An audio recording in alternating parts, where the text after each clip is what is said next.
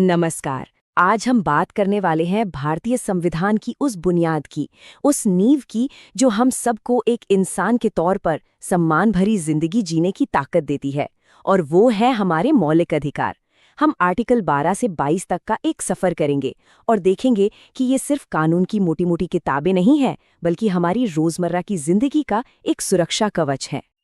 तो चलिए सीधे एक सवाल से शुरू करते हैं। ये जो हमारे मौलिक अधिकार हैं, ये आखिर हमें बचाते किससे हैं? ये सवाल बहुत जरूरी है, क्योंकि यही हमारी आज की पूरी चर्चा की नींव है और इसका जवाब हमारे संविधान के दिल में छिपा है। और इसी सवाल का जवाब जानने के लिए हमें सबसे पहले ये समझना होगा कि हमारे अधिकार लागू किस पर होते हैं। तो यहीं से हमारी कहानी शुरू होती है, अधिकारों की बुनियाद से। तो उस सवाल का जवाब क्या है? संविधान इसके लिए एक शब्द देता है, राज्य, यानी द स्टेट। लेकिन रुकिए, ये राज्य वो नहीं है जो हम आम तौर पर सोचते हैं, जैसे उत्तर प्रदेश या महाराष्ट्र। नहीं, इसका मतलब कहीं ज्यादा बड़ा और गहरा है। तो फिर ये राज्य है कौन? चलिए इसे कहानी से समझते हैं। मान लीजिए गांव है, संविधानपुर। अब इस गांव में जो केंद्र सरकार और संसद है वो राज्य है, जो राज्य सरकारें हैं वो भी राज्य है। अरे यहाँ तक कि गांव की पंचायत और नगर निगम भी राज्य हैं। और तो और कोई भी ऐसी संस्था जिसे सरकार से पैसा मिलता है या सरकार जिसे कंट्रोल करती है, वो भी राज्य ही है। मतलब इन सबको हमारे अधिकारों का सम्मान करना ही पड़ेगा।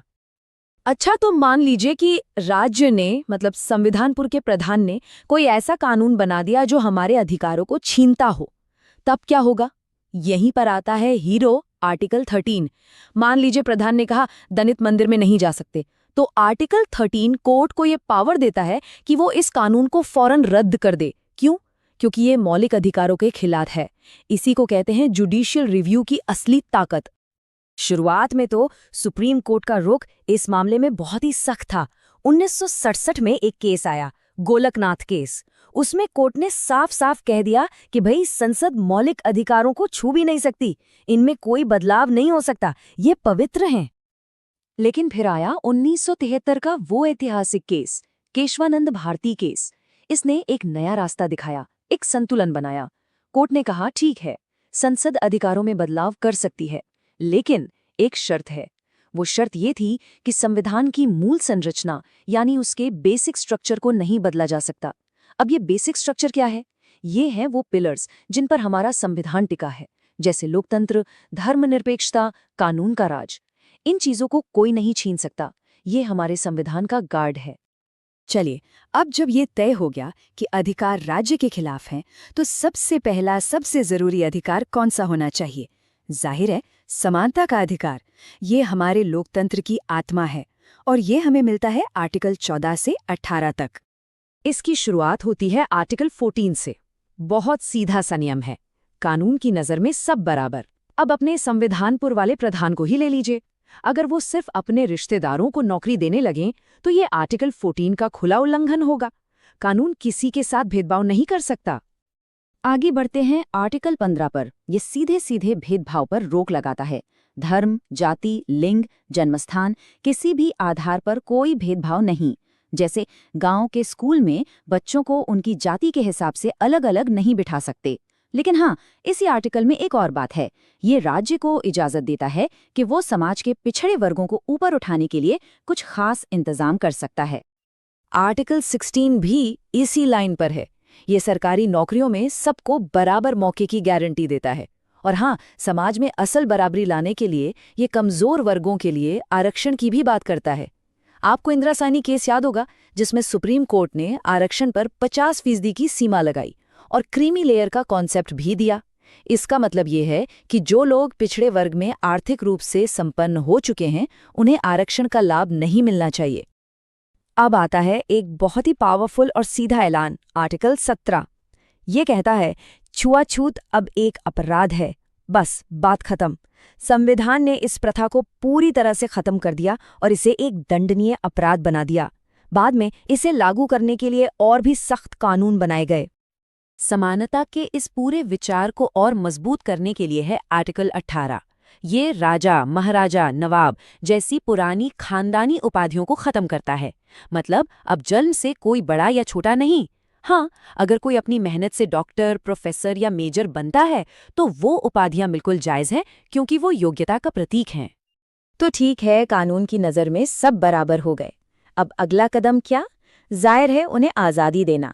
और यहीं से शुरू होता है हमारे लोकतंत्र का सबसे ज़रूरी हिस्सा, स्वतंत्रता का अधिकार, जिसमें आर्टिकल 19 की आज़ादियां और आर्टिकल 20 का प्रोटेक्शन शामिल है। आर्टिकल 19 हमें 6 कमाल की आज़ादियां देता है। कौन कौन सी? बोलने और अपनी बात रखने की आज़ादी, शांति से इकट्ठा होने की आज़ादी, ग्रुप या एसोसिएशन बनाने की, पूरे देश में कहीं भी घूमने की, कहीं भी बस जाने की और कोई भी काम धंधा या पेशा चुनने की।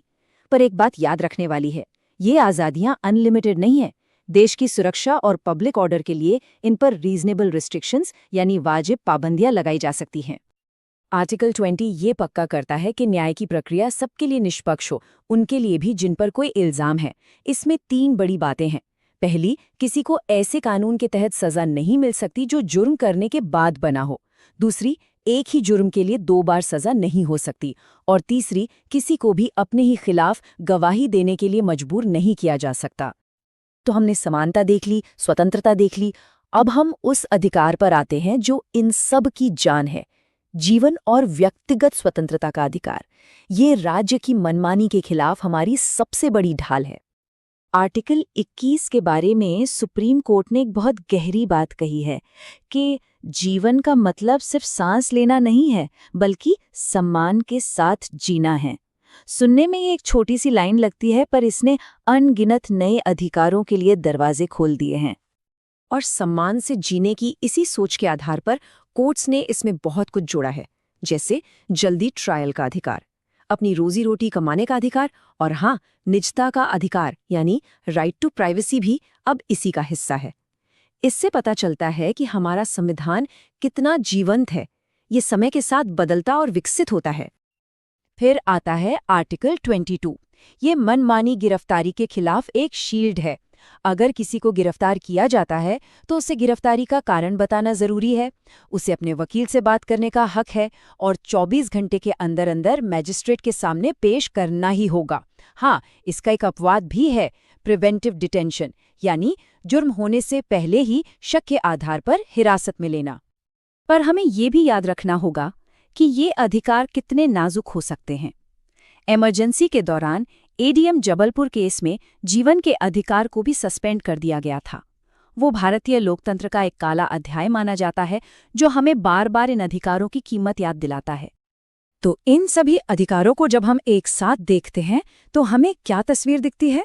हमें दिखती है हमारे लोकतंत्र की असली नींव। तो हमने क्या देखा? ये सारे अनुच्छेद एक दूसरे से कैसे जुड़े हुए हैं। पहले आर्टिकल 12 राज्य को जिम्मेदार बनाता है, फिर आर्टिकल 14 से 18 समानता की जमीन तैयार करते हैं, आर्टिकल 19 उस पर स्वतंत्रता की इमारत खड़ी करता है, और फिर आर्टिकल 21 और 22 जीवन और सम्मान के अधिकार से इन सबको सुरक्षित करते हैं। यही वो ढांचा है जो हमें सिर्फ एक भीड़ नहीं बल्कि इस देश का नागरिक बनाता है। और मैं आपको बस एक सवाल के साथ छोड़कर जाना चाहूंगा। जरा सोचिए, अगर ये अधिकार न होते तो हमारा लोकतंत्र कैसा होता? इस पर सोचना हम सबके लिए बहुत जरूरी है, क्योंकि यही वो अधिकार हैं जो हमारे लोकतंत्र को जिंदा रखते हैं, उसे मतलब देते हैं।